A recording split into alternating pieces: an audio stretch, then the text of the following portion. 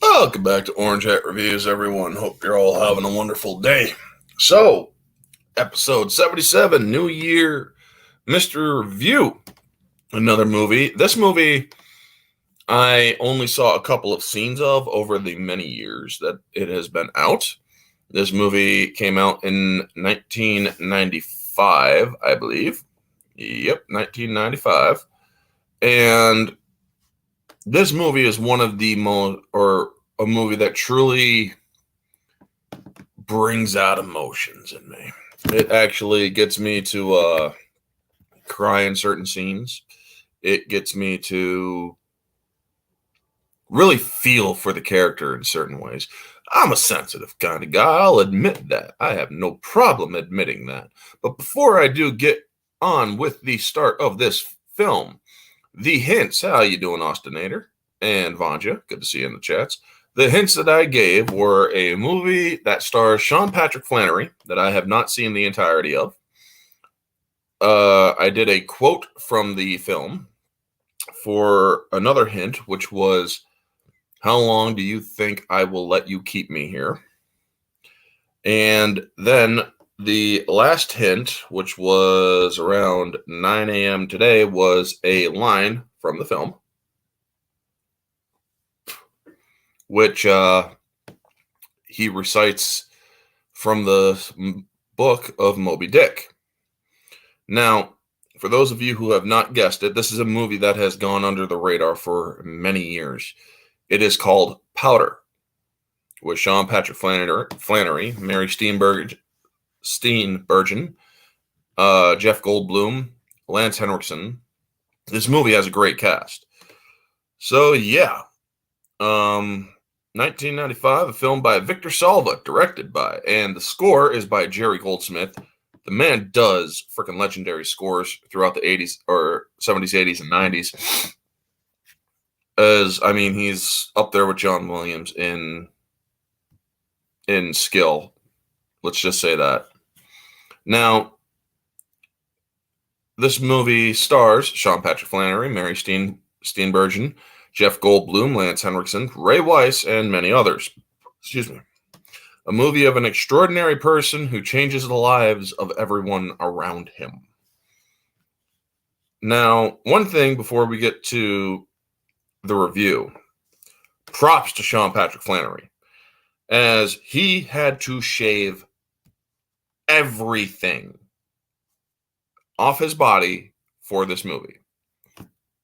His entire body had to be completely devoid of hair for the entire film. He had to go through a rigorous makeup regimen for filming this movie. He had to be stripped down in certain scenes where he was then painted white, essentially, with powdered white. He played an albino in this film. An albino that has not a single hair, no eyebrows, nothing on top, nothing down below, nothing on his body. So definitely props to Sean Patrick Flanery for going that route, man. That's dedication to the role. I mean, holy crap. Now, also, be sure to like, comment, subscribe to this channel if you like the content. Share the stream out. It does help get the channel noticed. Also, if you are catching this on the replay, make sure you leave a comment down below. So without further ado, let's get into this. This movie was pretty interesting, especially the beginning. The score and the scene sets it up very well that this woman, as she's getting driven into a hospital and pulled out of the emergency vehicle, you see that her body is smoking, but she doesn't look like she's been burnt to a crisp or anything, but she's also very pregnant. And it's very clear to me. I saw the ending of this film and one other scene in this film. So I know that lightning was involved. So it is later on revealed that she was struck by lightning while 9 months pregnant. Now, the score, or it truly is sad how this baby wails when the father is unable to claim him. They say that the baby may be considered deformed. However, it's because the baby is shock white, has no, or the baby is very luminous. And you see as the father goes in, the baby quiets down a little bit, but then starts wailing. And they have brain measurement nodes all on this baby that you don't see, but you see the needles just starting to scratch so fast across the readouts that this baby is giving off such neural activity that is completely impossible for any human at that time of their life. This baby is a newborn baby, and it's basically creating a jet black solid stream of measurement on its neural activity. As the father got more upset, this baby also was getting upset. Essentially, this baby is feeling what the father is feeling, and he eventually leaves because he cannot claim his son. Imagine being able to interpret that as a newborn. That is basically how Powder, or his name is Jeremy in this film, but he's also called Powder. That's how he is. He remembers the day he was born. He remembers everything from the moment his mother was struck by lightning while she was pregnant for him. It's as if the lightning, because she was in a puddle, it's as if the lightning dialed him to 11 while he was in utero, while he was in the womb. Let me just get a sip of coffee here. And that just goes to show you that this person is probably going to be a very interesting character going forward. And sure enough, that is what happens. Now, the scene where they meet Sean Patrick Flanery, where he's now known as Jeremy Reed, and Lance Henriksen calls Mary Steenburgen's character Jesse. Now, Lance is the sheriff, and he calls in, or he's responding to a call where an old man on the Reed farm has passed away from a heart attack. Jack of all casuals, good to see you. And they already established that the boy was not responsible. He didn't do anything to his grandfather, but the boy also refuses to come out of the cellar. And they call Jesse, Mary Steenburgen's character, to try to coax him out, because the dialogue in this film is very 90s, unrestricted by feelings nowadays, using words in their right interpretations, in their right definitions. They're saying that the boy, or the neighbors describe this boy as kind of like a phantom. They've only ever caught glimpses of him, and they don't know if he might be retarded. So, yeah. Hey, Cannoli Sasquatch, good to see you. Now, they use that word, yes, retarded, in this film, because that is how they described people of mental disability at the time. So she goes down, and they see him for the first time. Now, one of the things I do like about how they directed this scene was his face is blurred while he's in the darkness, before he is revealed. And when he sticks his hand out to them to take their hand, you see that his hand is shock white, basically as white as my hand on the screen right now, with no pigmentation to it whatsoever. And so he comes forward. His eyes are red. He's a true albino. His eyes are red. They actually put the red contacts in. It's pretty funny. He gets blue contacts. Well, Sean Patrick Flanery, I believe, has natural blue eyes. So they use his eyes later on, but it's his lenses actually are red. So they put red lenses in to make him look like an albino. But I do like how they kept his face obscured by kind of like smudging the camera a little bit so that he doesn't look now it's kind of getting a little too bright. There we go. So where he does kind of look a little or out of focus, but then when he comes into focus, you see exactly what his. There we go. Sorry about that, folks.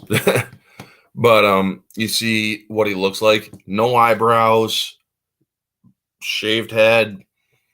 Like I said, Sean Patrick Flanery shaved everything for this movie. Private's ass, arms, legs, head, any sort of facial hair he had, including eyebrows. He didn't have a single hair on him in this film. And he proves to be insanely intelligent. They do a IQ test for him. And it turns out they don't have a classification for him. Why? Because he's so stupid? No, because he's so freaking smart.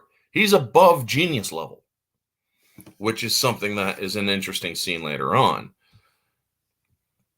And Lance Henriksen playing a sheriff who is practical but open-minded is set up very well.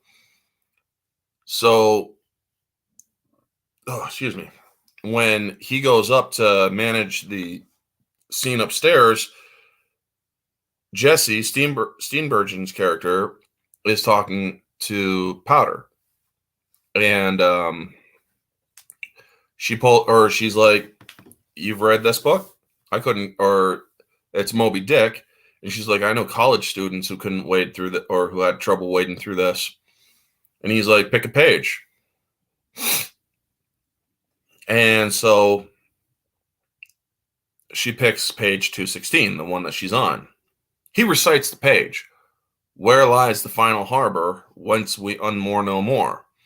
In what rapt ether sails the world of which the weariest will never weary? Where is the foundling's father hidden?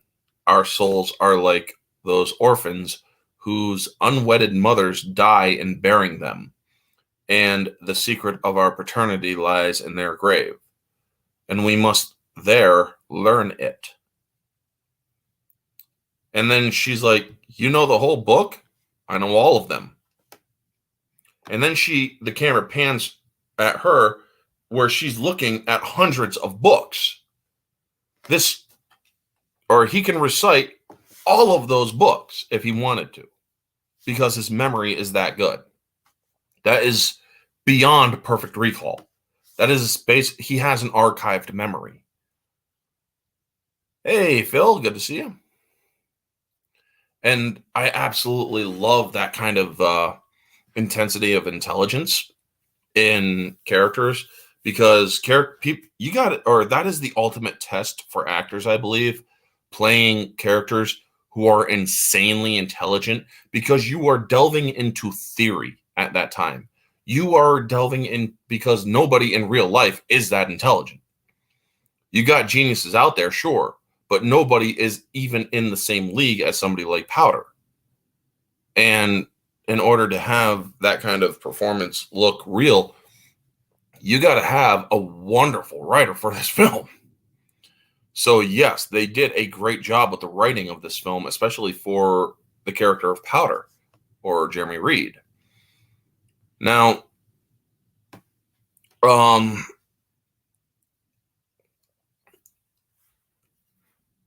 let's see here. He then comes out of the basement so that he can go with Jesse. And you see the first indication that he can read minds, and he feels what other people's feels. And he's like, they're afraid, or she's like, you don't have to be afraid. He's like, I'm not afraid, but you are.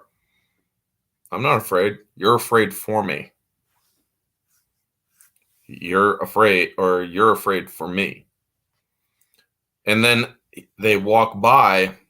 He has a hat, sunglasses, and a very tacky 90s suit. And so as he's walking by to the other vehicles, like the police vehicles, well, you see, or some of the vehicles react to him.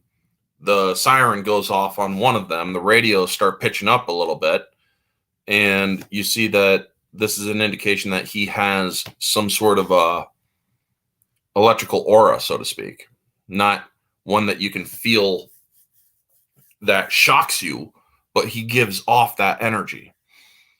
And you also see the cops looking at his grandfather's house's roof, which is lined with lightning rods, because, as explained later in the film, he has, or lightning seems to be drawn to him when storms happen. So the lightning rods are there to basically stop him from essentially absorbing any excess lightning. Also, he can't watch TV ever. He's never able to watch TV or any sort of electronics because of the aura that he gives off, which will be explained later. Now we see them arriving at the state home, and we see the state boys, or the state home is basically like a kind of like a respite house, sort of, or a state program for boys who are displaced from their families or wherever because they're either too extreme or the families are unfit for them. So he arrives there, and the kids are all shocked, or the other boys are all shocked. They're like 17, 18-year-olds.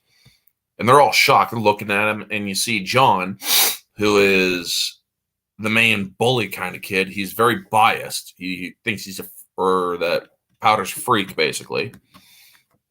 And they try to bully him in the mess hall of the state house.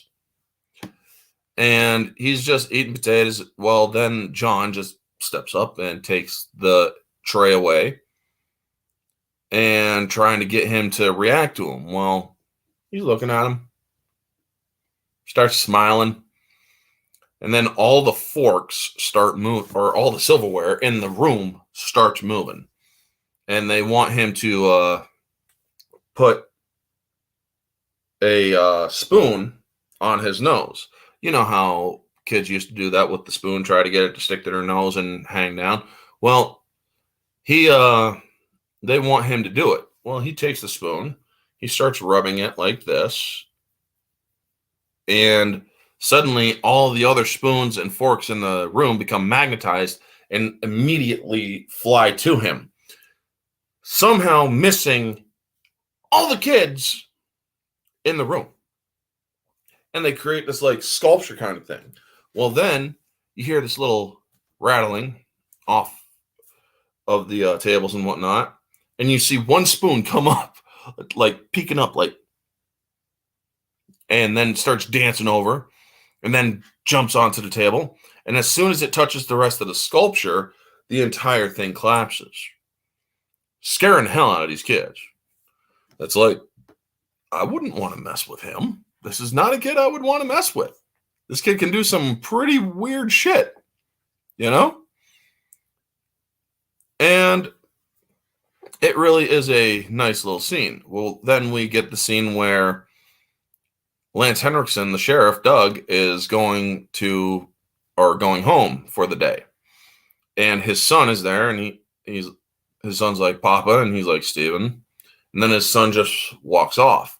They acknowledge each other being there, but you know that there's some sort of tension between them. And I like how that is portrayed. It's just a very indifferent, it shows that they want to acknowledge each other. They just don't know how. So you know that something has happened between them. but you don't know what it is. And it really isn't fully explained either in this film. And that's one of the things that I wish they had delved in a little bit, is what did happen between these two that gave them that awkward silence between them, you know? So then he goes up, there's a housekeeper woman who's looking after Lance Henriksen's wife, who is unable to talk, and she's in extreme amounts of pain from some sort of cancer that she has. Yet she is refusing to die. It is found out later that she is holding on for a specific reason. And I love how Lance Henriksen plays this role of the sheriff that loves his wife and refuses to let her go as well, as she refuses to let go of life. And we learn later on what the reason is. So cutting to, or after that is set up very nicely, it doesn't really overshadow the rest of the story, which goes in later on. As I said earlier, he was completely shaved for the role, and so he's getting our doctor's coming out from a physical, and he's like, he's got albinism, essentially. Other than that, because of the way that he works out in the farm that he worked out in, he's in tip-top shape. I couldn't find a damn thing wrong with him.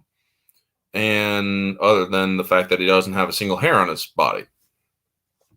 And then they're going to get him some contacts, specially made contacts, because his family couldn't afford them because they were so expensive.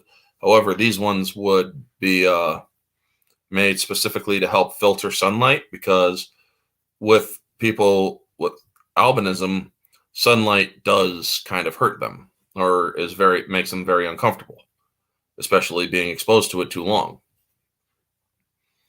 And it's because there's not enough melanin in the skin for that really to happen, or to help protect them, or melatonin or whatever it is in the skin to help keep pure sunlight at bay.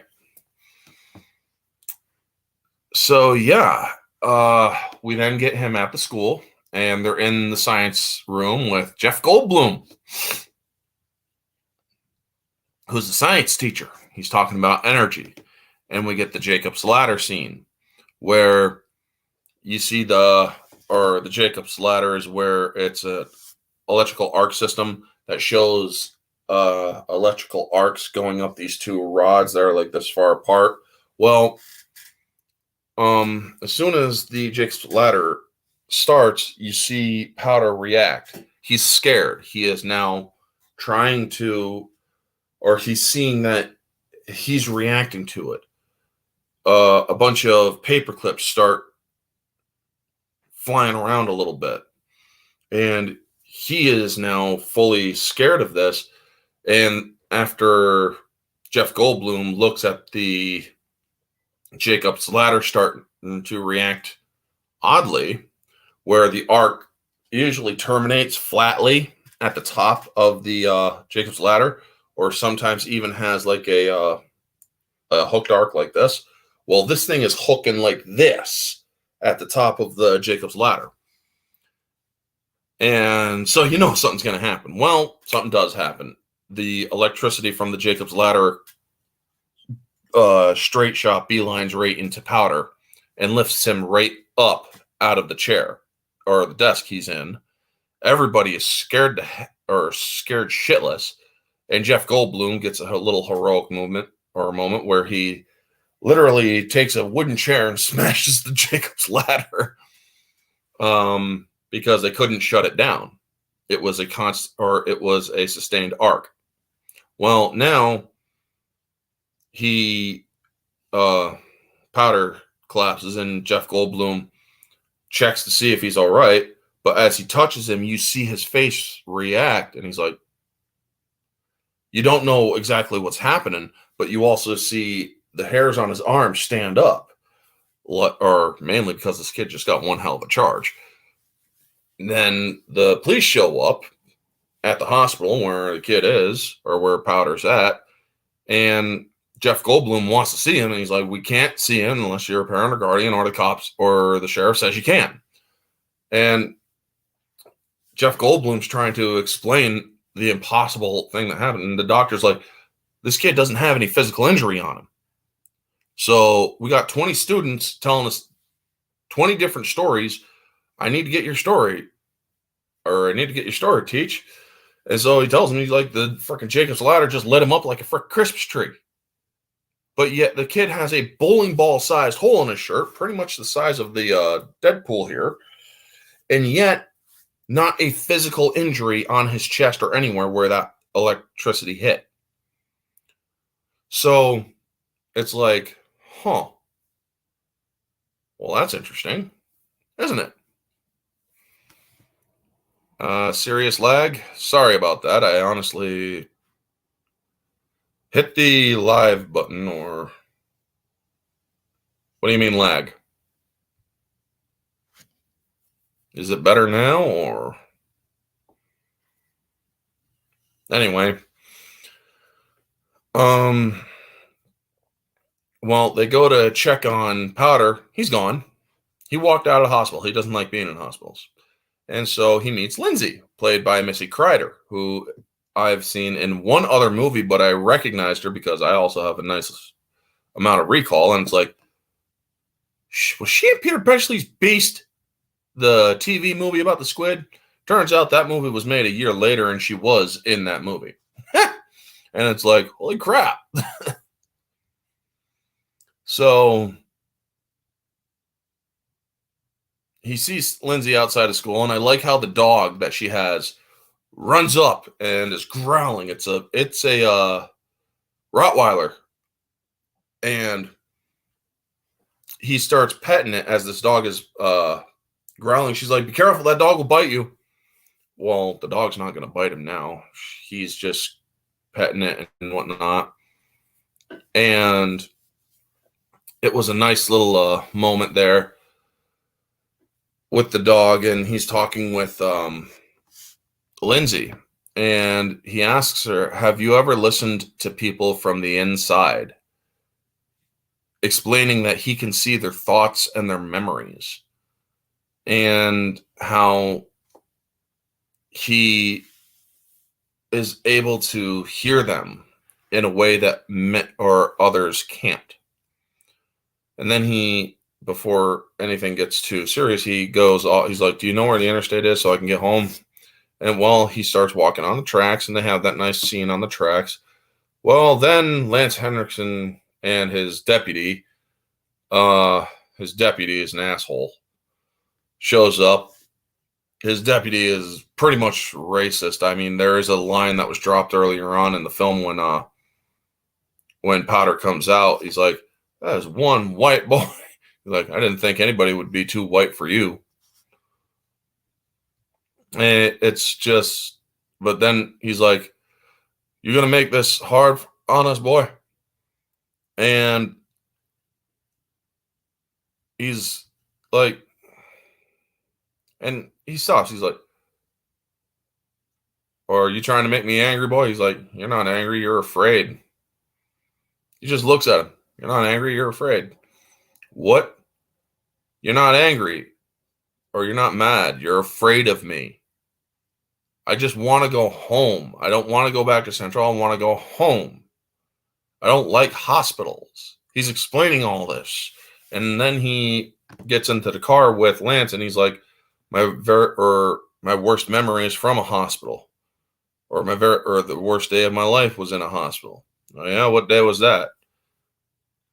And he looks up at the camera, or he looks up, the day I was born. That kind of reveal is really a freaking jaw-dropping reveal. I'm like, what? I'm sorry, what? This dude literally, he remembers the day he was born, as I explained earlier in the film, or stream. He remembers the day he was born because of the circumstances of his birth. His mother was struck by lightning, which theoretically lit up his brain development, put it into overdrive, is the only way that is the only way that it can be explained, because he's able to remember that. Or ever since the first lightning strike on his mom, he's able to remember that moment as well, which he talks about later in the film.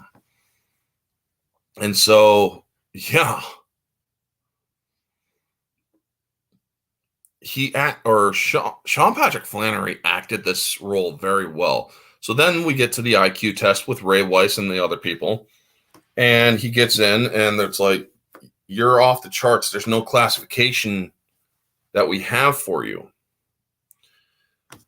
And so he's like, well, you don't want to know what I am. You want to know how I cheated. And he's now pissed off, and he just wants to go home. He's comfortable home. He wants to go back there, you know? And she explains, well, he's like, have you ever watched TV? And he's like, I can't watch TV. And even Jeff Goldblum's like, he probably can't.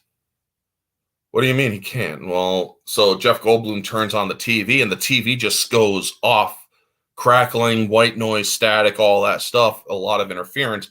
So then he turns it off. He's like, I'm sorry, I was just trying to explain to them because they didn't seem to get it. You can't watch TV, can you? No. I just want to go back home, not to Central, home. And so when Steenburgen explains the probate issue, he gives the word-for-word definition of probate from the dictionary that he read as a child. There's a reason people don't remember anything for before 2 or 3 years old. Too much stimulation for their young brains. Exactly. However, there are exceptions. I myself am an exception to that, because I can actually, my very first memory is from 5.5 months old. I remember a hallway. I don't remember the colors of the walls. I remember a door opening and a black family. I believe a boy, a girl, and a man and a woman. And that's all I remember. I was 5.5 months old when, and that was confirmed by both parents of mine, that was indeed a memory that happened, an event that happened. That's when they were saying goodbye, because we were heading back to States. So yes, that's it. That's my first memory. My second memory is when I was 1 or 2 years old. Or right orange hat. How you doing, Jens? Good to see you. And yeah. So he tells him, he's like, you're afraid because you don't, or you think I cheated because you can't understand that, or you can't comprehend how I'm not, or how I didn't cheat. You have to think of a way to explain it because you can't explain it. And he calls it for what it is. And I love how during the scene, the lights are flickering, the watches are going haywire, the digital watches are going nuts too. And when he reaches the crescendo of his emotional outburst, he then walks out, and as he's walking away, the locks on the lockers all are raising up as he's walking by, reacting to him. He is now at a point where he's getting tired of these people holding him here. He wants to go back to what he was comfortable with. It's a very psychological issue. If you are overstimulated, you will seek what is comfortable. You will not want to venture out into what makes you uncomfortable. It is your safe space that you are essentially trying to get to. Yes, a lot of people say safe space is such a buzzword nowadays, but literally a safe space is where you feel safe, where you feel comfortable, where you do not want to be uncomfortable. That is what he is seeking, and he is having these outbursts in order to show people, it's like, I don't want to be here. It is a very powerful scene. So we get to the scene where there's a field trip with all the boys, and he's learning from that, or we learn how lightning seems to call to him, and the flashback of what happened to his mother, where his father's looking at him. He remembers this as a memory, where his mother is standing in a puddle, reaching out, screaming for her husband as lightning strikes the puddle, and there's this big old aura around her. It's dated digital effects, I'll give it that, but that's how they did it. Well, then the next day he goes out walking and he sees a lizard. Well, then he reaches his hand down into the ground, or onto the ground underneath the leaves, and you see a bunch of movement around him coming toward him, and you see a bunch of other lizards, and he lifts his hands up. He looks up, and then he says hi to John, which is the mean bully kid, who has a gun, who points straight at the kid to try to scare Powder. And the kid next to John is like, John, don't do this, man. What the hell are you doing? Well, then you hear the gunshot, but it's not from that gun. It's from the mean-ass deputy who just shot a doe. So they're all running and they see what's going on. Powder is now deeply upset because Powder is also empathic. He feels what others are feeling. So as he reaches down to touch the deer, the deputy is like, are you listening to me? Don't touch the damn. So he grabs the deputy's hand, puts his hand on the deer, and that deputy starts shaking, starts getting terrified, almost like he's seizing out. And then he looks up at the deputy, and he then lets the deputy go as you see the deer is starting to react and starting to seize and jerk around. Some people can remember from being in the cradle, and I can remember being about 12 months old playing with toys in a cradle. Yeah. There are a few exceptions. So, yeah. You see the acting in the scene where the deputy is freaking out, where he forces him to feel everything that deer feels up to the point of that deer's death. You think that this man actually got linked to the deer. The acting is that good. So then back at the state house, Powder shows that he's more stressed, and it's like the other kids say that you gave him like a seizure or shock or something. He had some sort of attack. I need you to tell me what you did. I opened him up and I made him see. I made him see that he did wrong, is what he said or they don't understand what that means. He's basically saying, I made him feel what he did to that deer. I made him feel that. Well, after the deputy leaves, he's like, you're going to have to eventually come clean with me. Well, then Jesse's like, you gotta talk to us, buddy. And he's just sick and tired. He's like, no, I don't want, or I want to go home. Y'all claim to be my friend. A friend doesn't lock you up. And as he's saying this, he's shattering pictures. He's shattering the watch the clock on the wall. He's like, a friend doesn't take you away from your home and then another thing breaks and say it's for your own good. The light breaks above him. How long do you really think I'll let you keep me here? Boom. Her door breaks out, or her window of her door shatters. Now, there is a small error here because you can actually see the air cannon's exhaust from the air blast to blow the window out, but it doesn't really take away from the film. He has had enough. And she's trying to help him, but he doesn't want that help anymore. And I really love how powerful the acting is. Sean Patrick Flanery, you barely recognize him, but you do recognize him, but you can recognize him in his voice a little bit, which is pretty cool. So,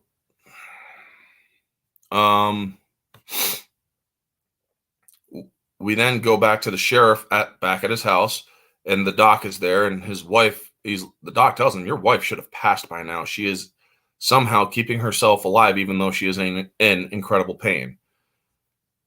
And or I wish we could know what she's thinking, because she's past the ability to communicate. Well, this gives the sheriff an idea. And before the sheriff shows up, Jeff Goldblum shows up, comes to Powder, revealing that ever since he touched Powder after the whole incident with the Jacob's ladder, he has felt younger. He is having way more ideas.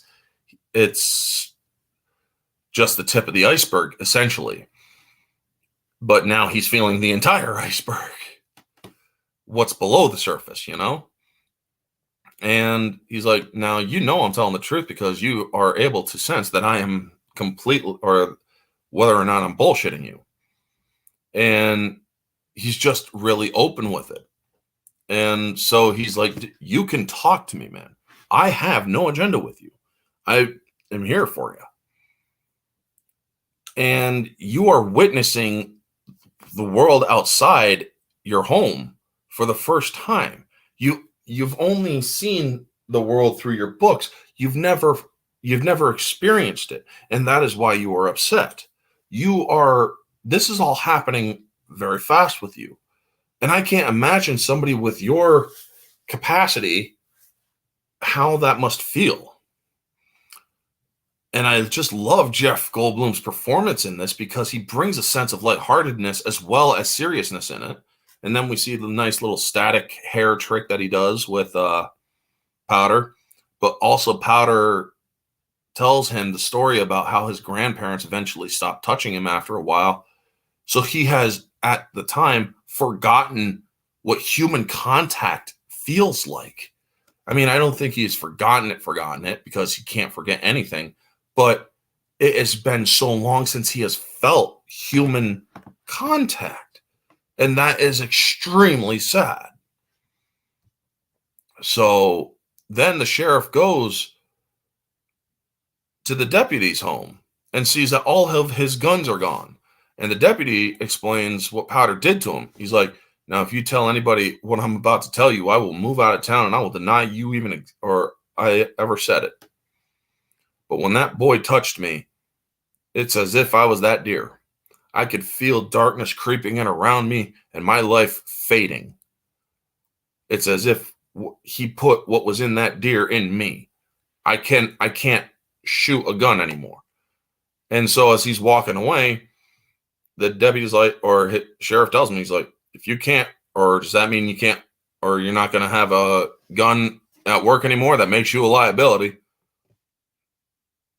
I just can't, dude. And it's insane, because this guy used to be a gun nut. He used to be, or he just withdrew from a competition in the next town over, a marksmanship competition and whatnot. So it shows that he was extremely accurate with his shots. And yet now that he has felt what he felt, he can never pick up a gun again. And that is the performance of the deputy is very powerful, man. So then next scene is later at night. Powder is upset. He's sleeping. He's woken up. And the sheriff needs his help. He's now learned that Powder can do things. Well, maybe he can help the sheriff with his wife. Much like what happens with a different circumstance with John Coffey and the Green Mile. Well, in this case, it's slightly different. So he turned the deputy vegan. No, the deputy will eat meat. It's just that he won't hunt it anymore. He'll never hunt again. So sheriff takes the deputy, or the sheriff takes Powder to his home, and Powder is able to give a final message. And if this scene didn't win an award, it should have. The emotions that that I felt, I was tearing up during this whole scene. It's that beautifully written, that well played, that well portrayed. And he's translating what his wife is thinking because she cannot speak, and or as he reads her mind and relays what he's saying to the sheriff. And the sheriff's asking, or she's basically saying that she refuses to pass away. She refuses to leave until the sheriff reconciles with his son, to know that his son and him, or she will not go through with her passing until she knows that they will be all right without her. And reminds him of a time of a snowball fight years back where she had lost her wedding ring. And the ring was searched for throughout the winter, and that Steve found it while tilling a garden. And she wants, or she just really needs her son and him to reconcile. And seeing so much emotion in Lance Henriksen, most of the movies I have seen Lance Henriksen in is where he's played Bishop and a few other roles. That's it. He's basically played very muted, emotionally muted roles. In this film, he gives an Oscar, or he gives an award-worthy performance that was, well, award-worthy back then. Nowadays, it still is award-worthy of the awards back then. However, we all know that the awards ceremonies are full of shit now. He's not the right color. So he then allows the sheriff to hear her thoughts and her words by holding his hand, and he gets up there and he's like, "You can go now," and whatnot. And that moment is just really beautiful. And so we then get to the festival, and he walks through the crowd and everybody's looking at him, and he's like, "They all think I killed her." But before that, oh crap, I did forget one more moment. The sheriff, the bitch housekeeper because she thinks that that Powder is a dangerous person, that he is very or that he's a retard and he's very dangerous, shouldn't be there, and yada yada. Well, she ends up calling the son, and the son shows up, but she's already passed. Well, the scene between Lance Henriksen going to his son is like, oh my God, man, this is seriously breaking my heart. They embrace each other, and you have the sense that there is going to be reconciliation between them, because he told his wife, how can we reconcile everything, or we hate everything about each other? So I'm guessing the kid's a lawyer or something, because honestly, I don't know how else he would hate his son for. I don't get it. That's the one thing that they never really showed. And I truly do wish that they had, because that does kind of fall off into the objective standard. So then we get to the festival where he allows himself to connect fully with Lindsay, and he explains to her that all life is essentially connected, and he can feel it. And she's like, "What? I'm connected to some guy on death row, some fisherman in Italy, and throwing a net into an ocean I've never heard of. I'm connected to everything." And he's like, "Yeah, but you got that spot right here that prevents you from seeing it." And I love how he holds her hand, and she's able to feel everything it's a two-way street, essentially. It's a two-way link, kind of like that stupid ass scene in The Last Jedi, but this one is done right. He's telling her her current thoughts. She's riding that current into all the way back into his past. Kid watched a lot of Law and Order, Doom, yeah. And she rode the current about how his father had hurt him by not being able to claim him. How he feels so alone, and that loneliness has taken its toll on him until he breaks the link But then she kisses him, and then they kiss again, and that's when her father sees what's going on and starts heading over there. Well, Steenburgen's character, Jesse, sees what's going on, and she knows that the father's going to go off on him because he grabs Powder by the back of the neck and starts saying, "You think this is funny?" and whatnot, yada, yada. Well, Jesse saves him and is like, "Take your hands off him right now." And Lindsay is like, "Dad, leave him alone." You know, she likes him. She likes Powder. Well, she apologizes as she and her father are walking away when the father's like, "If this happens again, I'm going to sue your little state home into the ground so bad or it'll close so fast your head will spin." This guy is extremely prejudiced. And there is a continuity error because when the father starts heading towards them, you see her stand up. But then when Jesse sees what's about to happen, she's still sitting, you know? Well, then we get back to the state home afterward. Powder packs up to leave. And just before he leaves, he goes into the gym where he sees most of the boys are playing basketball, but one of the boys is rinsing off in the shower room at the sink.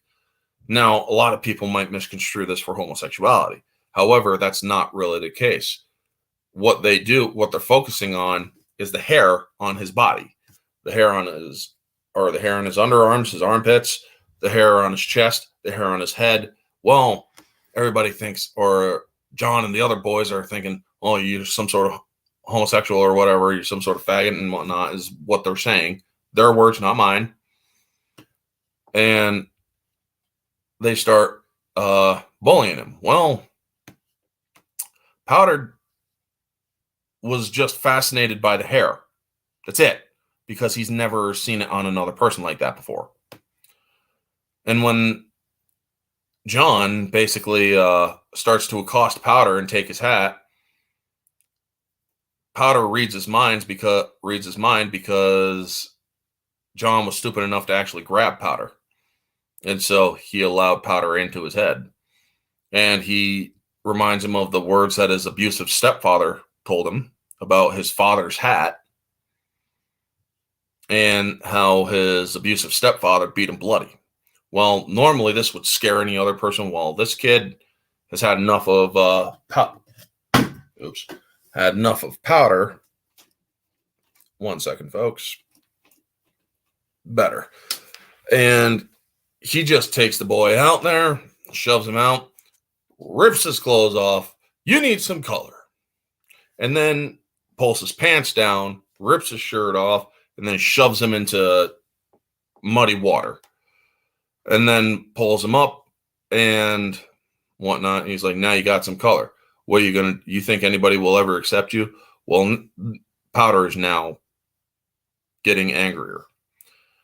And you see the lightning and the thunder flashing above, and the kids are getting worried. And, well, John's not listening to this, and he's like, "Well, what are you going to do now?" and whatnot. And you see Powder, his face is starting to tense up. He's angry. And you then see the buttons to John's pants are pulling forward. You see the other kid's crucifix coming out or coming forward towards Powder. And you see the other kid's piercing starts pulling towards Powder.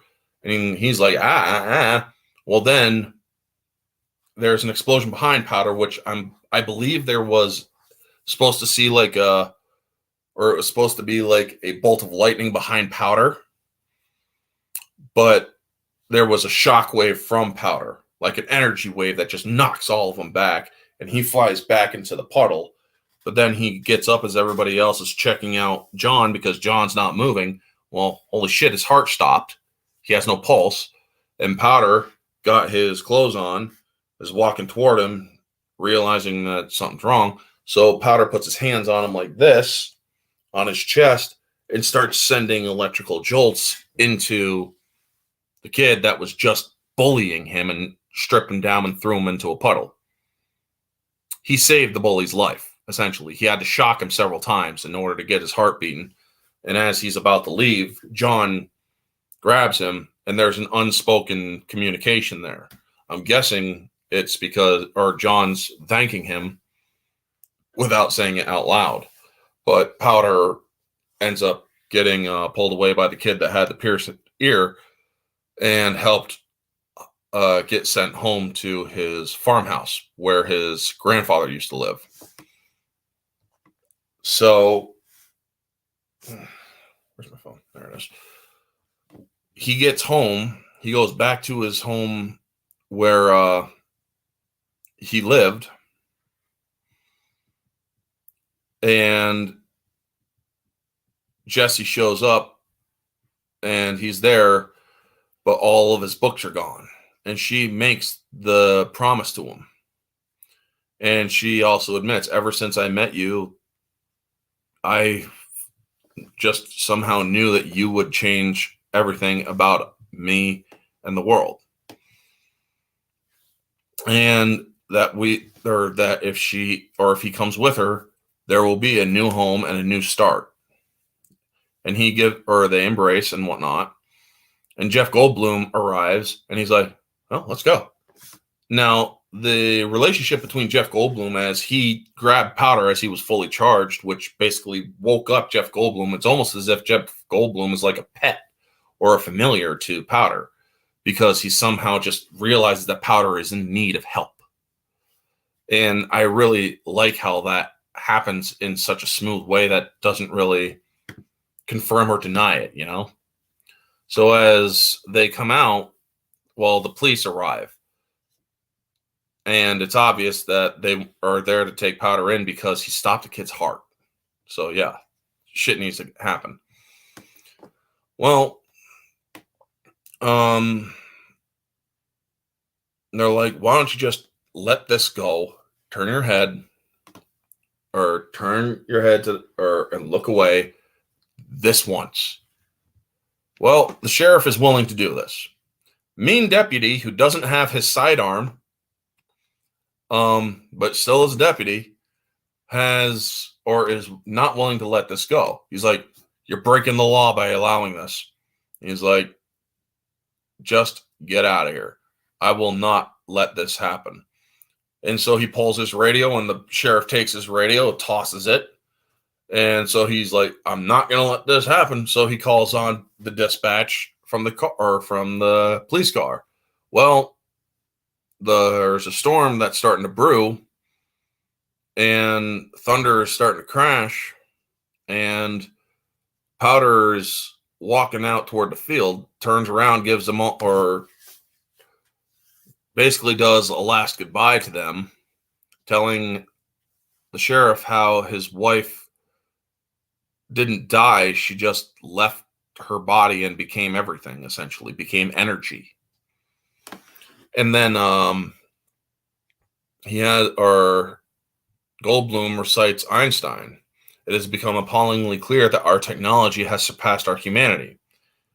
And seeing you and knowing you makes me hope that humanity may one day surpass our technology." That's a lovely sentiment. Believe me, it's a sentiment I wish could happen, where we could surpass our technology ourselves. I just don't see it happening in my lifetime, you know? And then he gives Jesse Steenburgen's character one final smile, and then he runs out into the storm, or runs out into the field. Well, the deputy starts running after him, and everybody else starts running after him. And he has his arms out like this as he's running. So he then gets struck in the chest by lightning, but it's a sustained strike. He's drawing in all the energy of a lightning bolt, which is 1.21 gigawatts, I think was the term that Doc Brown said. And he continues to run as he starts glowing brighter and brighter. And he then blows up in an explosion of energy that sends a shockwave out into the four people that are chasing him. And he's gone. Powder's gone. And it really is a powerful moment because everybody's reacting in their own way. The deputy is like, what the hell just happened? The sheriff is laughing and crying at the same time. Jeff Goldblum's looking up, realizing that he's gone, but he also is now with them.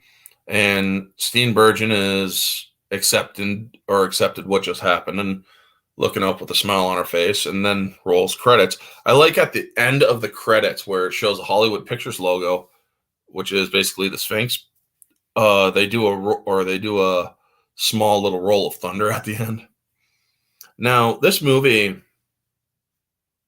writing, directing, acting, casting, set placement, production value, all that stuff, great movie. Objectively, this movie is a 9 out of 10. There are a little bit of continuity errors. There's a little bit of placement errors and whatnot. However, that can be majorly overlooked with the amount of objective quality this film has. Powder is truly that good of a film. A lot of people may not get it. A lot of people may think it's not such a good film. But to me, objectively speaking, without bias, this film is put together very well. The only things it has going against it is some of the aged digital effects and the aged, and that's about it. Plus the small 90s movie mistakes of continuity errors and scene cutting. Subjectively, this film is a 10 out of 10. I thoroughly enjoy it. It's an emotional roller coaster. It really gets you to feel. I really think that this film is beyond a 10 out of 10. It's really an 11 out of 10 subjectively. Moviegoer, this film keeps me engaged. I really like watching it. I don't pause it unless I need to go to the bathroom. And it's truly enjoyable. So yeah, it's a 10 out of 10 there too. So now with the scores out of the way, the hint for next week is a Jason Statham movie that I have not seen. And I've seen a lot of his movies. Maybe it might be one that I have not, or that might be a little bit more recent. Maybe it might be one that's a little older. But it's a Jason Statham movie that I haven't seen, which is in keeping with the new year, new movies of January mystery reviews. Anyway, folks, thank you so much for tuning in. You all know the drill. If you're catching this on the replay, like, comment, subscribe, share, all that jazz. Let me know your thoughts in the comment section below. What did you think of the movie Powder? Did you like it? Did you not? Let me know all your thoughts down in the comment section below, folks. Anyway, I got to get out of here because I got to take care of a few things. This has been Orange Hat Reviews. Stay humble.